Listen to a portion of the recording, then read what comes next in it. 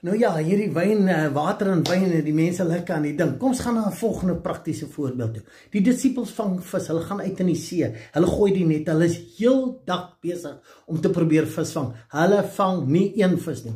Nou, vissermanne sal baie beter weet as ek. As jy in die see net uitgooi, dan gooi jy hom laat hy saam in die stroom is. Want jy kan hom nie teen die stroom gooi nie, want dan gaan hy net onder jou boot in. So dit maak prakties nie sin nie. En Jesus kom aangestap, hy vra, het julle al iets gevang? Nee, sê hulle, ons het glad nie.